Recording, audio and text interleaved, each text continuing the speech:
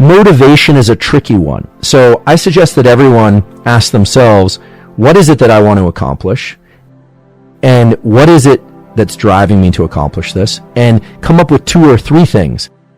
Fear-based, perhaps, love-based, perhaps, or perhaps several of those, in order to ensure alertness, energy, and attention for the task. And there's a lot of discussion nowadays about smartphones and devices creating a sort of attention deficit, almost at a clinical level for many people, including adults. I think that's largely true. And what it means, however, is that we all are responsible for learning how to create depth of focus. There are some important neuroscience principles to get depth of focus. How do you increase focus? People are so familiar with sitting down, reading a couple pages of a book, and realizing that none of it sunk in.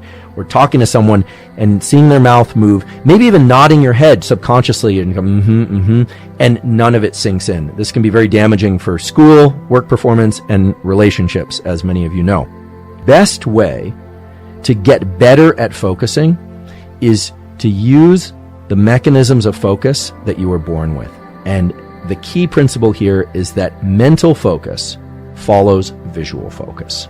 We are all familiar with the fact that our visual system can be unfocused, blurry, or jumping around, or we can be very laser focused on one location in space. So let's think about visual focus for a second. When we focus on something visually, we have 2 options. We can either look at a very small region of space with a lot of detail and a lot of precision, or we can dilate our gaze and we can see big pieces of visual space with very little detail. It's a trade-off. We can't look at everything at high resolution.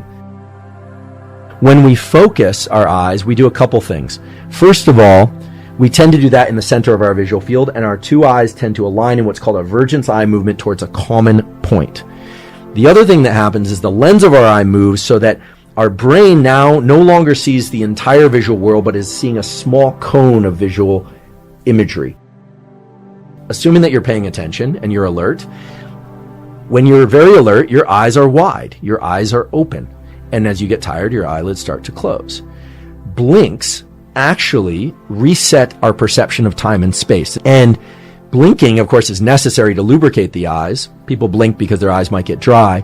But if you can keep focus by blinking less, and by focusing your eyes to a particular location, that's probably pretty creepy for you to experience as I'm doing this, but the more that you can do this, the more that you can maintain a kind of a cone or a tunnel of mental focus. You need focus, and visual focus is the primary way in which we start to deploy these neurochemicals.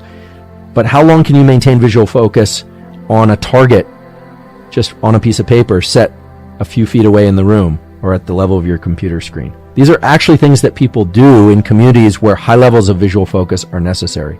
Closing the eyes is one of the best ways to create a cone of auditory attention, and this is what low vision or no vision folks do. They have tremendous capacity to focus their attention in particular locations. I don't want to tell people what to do or not to do, but think carefully about how often you're focusing on something and how good you are or poor you are at focusing on something that's challenging. We need alertness. You can get that through mental tricks of motivation, fear or love, whatever it is. If you want to learn as an adult, you have to be alert.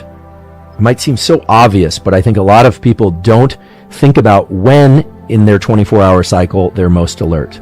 Attention is something that can be learned, and attention is critical for creating that condition where whatever it is that you are engaging in will modify your brain in a way that you won't have to spend so much attention on it going forward. That's the essence of plasticity, that things will eventually become reflexive. The language that you're learning, the motor movement, the cognitive skill, the ability to suppress an emotional response or to engage in emotional response, depending on what your goals are and what's appropriate for you.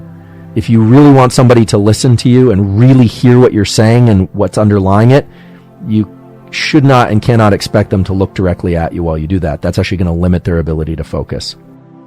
There's another aspect to learning, I think it's only fair to mention, which is that we can all learn very easily when there's something very bad happens to us. And I don't wish this on anyone, but it is the case that if something really terrible happens, that we will have a lifetime memory for that event. There are processes that allow us to uncouple the emotional load of that event.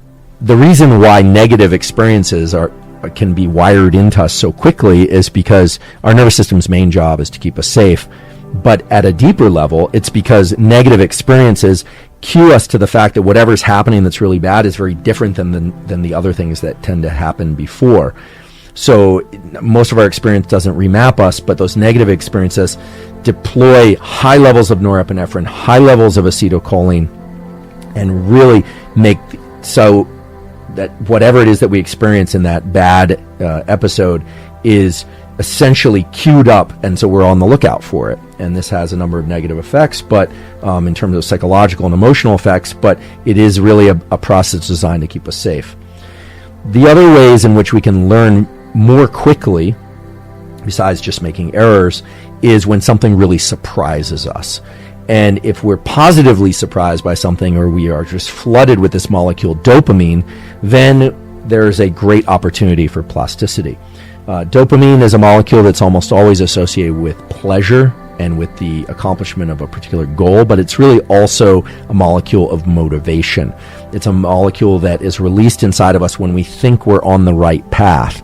And it does have a capacity to increase neuroplasticity, motivation, etc. Each of us have some natural times throughout the day when we are going to be much better at tolerating these errors and much more focused on what it is that we're trying to do. But chances are that you can't focus as well at 4 p.m. as you can at 10 a.m. It differs for everybody depending on when you're sleeping and your kind of natural chemistry and rhythms. But find the time or times of day when you naturally have the highest mental acuity, and that's really when you want to engage in these learning bouts. Or just ask yourself, when during the day do you typically tend to be most alert? That will afford you an advantage in learning specific things during that period of time. So don't give up that period of time for things that are meaningless, useless, or not aligned with your goals. Humans do not like this feeling of frustration and making errors. The few that do exceedingly well in whatever pursuits they happen to be involved in. The ones that don't generally don't do well. My brain is still plastic. Plasticity is a state of the brain and nervous system. It's not just geared toward the specific thing I'm trying to learn. So there are two aspects to plasticity that I think we really need to highlight. One is that there's plasticity geared toward the thing that you are trying to learn specifically. And then there are states of mind and body that allow us to access plasticity. The key is to learn how to focus better visually if you want to bring about higher levels of cognitive or mental focus, even if you're engaged in a physical task. So, put simply, if you want to improve your ability to focus, practice visual focus. The finer the visual image, and the more that you can hold your gaze to that visual image, the higher your levels of attention will be.